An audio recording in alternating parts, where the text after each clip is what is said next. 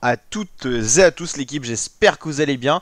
Pour cette nouvelle vidéo, on se retrouve pour une vidéo météo. On va parler aujourd'hui du brouillard. On va voir comment se forme le brouillard. Alors c'est un sujet d'actualité en ce moment en France. On est sur une masse d'air anticyclonique. Le temps est assez calme, peu de vent.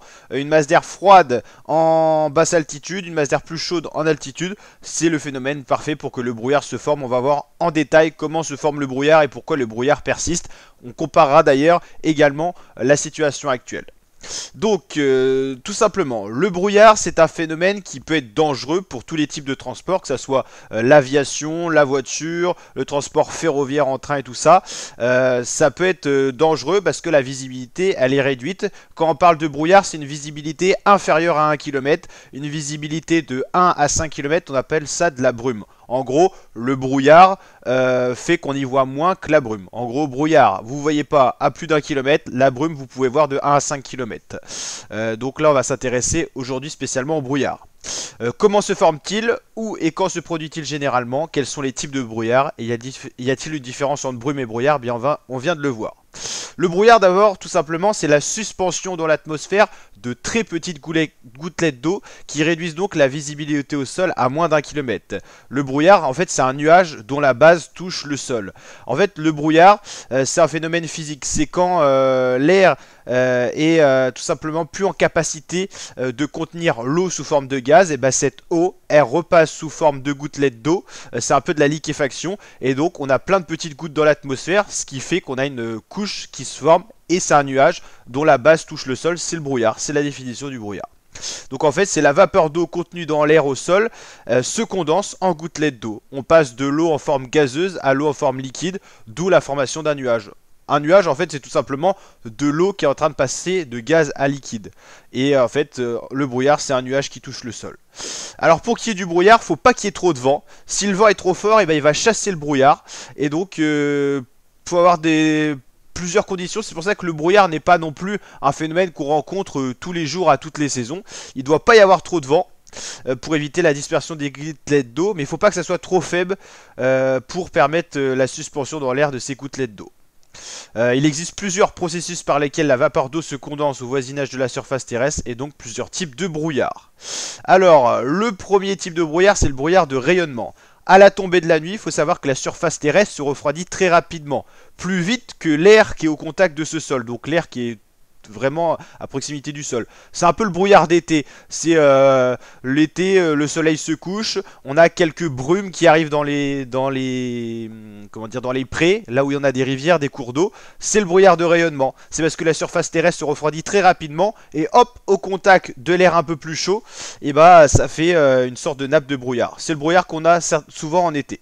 La conduction thermique accentue le refroidissement des couches d'air les plus près du sol, donc la vapeur d'eau finit par se condenser généralement en fin de nuit, mais ça peut être en début de nuit. Ce brouillard est typiquement terrestre, il peut persister plusieurs jours en période hivernale quand le soleil n'est pas assez fort pour réchauffer l'air, et donc si l'air n'est pas réchauffé, le brouillard reste. Si l'air se réchauffe, plus l'air est chaud, moins en fait il a une capacité de passer, que l'eau passe de gazeux à liquide. En gros, plus l'air est chaud, moins vous avez de chances d'avoir du brouillard, parce que l'air peut contenir plus d'eau. Donc plus il va faire chaud, plus le brouillard est rare, plus il va faire froid, plus il y a de possibilité d'avoir de brouillard en fait.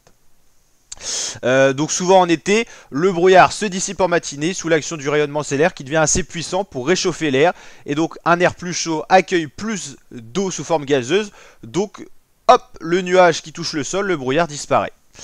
Et ça évolue souvent en couche de nuages bas, et puis après ça disparaît tout simplement. Donc ça c'est plus le brouillard d'été ou de printemps. Le brouillard d'advection. Un brouillard d'advection se forme lorsqu'une masse d'air chaud et humide se déplace sur une surface relativement froide. C'est ce qu'on a en ce moment en hiver. Cette masse d'air se refroidit au contact de la surface froide. Ce refroidissement se propage sur une certaine épaisseur. Le refroidissement entraîne la condensation de la vapeur d'eau. Ce brouillard est rarement très dense, visibilité rarement inférieure à 100 mètres, mais son épaisseur verticale est importante. Il peut se former à tout moment de la journée. La plupart des brouillards rencontrés en haute mer sont des brouillards d'advection, résultant d'une masse d'air chaud évoluant sur une masse d'air plus froide, une mer froide. Leur leur dissipation, on va y arriver, se produit avec le réchauffement de la surface froide ou par changement de masse d'air au passage d'un front par exemple, et dans ce cas-là on a du vent. En ce moment on a du brouillard d'advection, en fait on est à l'automne, donc on a encore des masses d'air chaudes en altitude, mais vu qu'on avait des nuits dégagées sous anticyclone, bah la surface terrestre s'est beaucoup refroidi, sachant qu'il a beaucoup plu, on avait beaucoup d'eau dans les basses couches, et la masse d'air chaude qui est sur la masse d'air froide, et forme le brouillard. C'est un conflit air chaud stagnant au-dessus d'une masse d'air plus froide, parce que la surface terrestre s'est refroidie avec les nuits étoilées. Mais les étoiles on les voit plus parce que le brouillard est arrivé à la place, et le brouillard ne s'en va pas en journée, ce qui fait qu'on a des matinées assez douces, parce qu'on n'a pas de rayonnement nocturne. En gros, l'air qui est au sol est bloqué, mais il n'y a pas plus de froid qui arrive. Et en journée, il fait froid parce que le soleil ne réchauffe pas l'air. Donc en gros, on reste sous des 9-10 degrés, 12 max, 13 max, et ça redescend à 9 la nuit. Parce qu'il y a très peu de brassage de la masse d'air. Souvent, on a des pics de pollution. On a eu ça dans le passé, des gros épisodes de pollution à Land, on appelait ça le fog. Et il y a eu beaucoup de mortalité parce que il y avait eu un anticyclone qui était resté plus d'un mois à Londres, et ça avait causé pas mal de problèmes. Et le dernier type de brouillard, c'est le brouillard d'évaporation, dit aussi brouillard d'advection froide. Ce brouillard se forme sur les surfaces maritimes, surtout automne et hiver. Il est très souvent associé à la brise de terre établie la nuit qui amène de l'air froid au contact d'un air maritime chaud et humide dont la vapeur d'eau finit par condenser par refroidissement.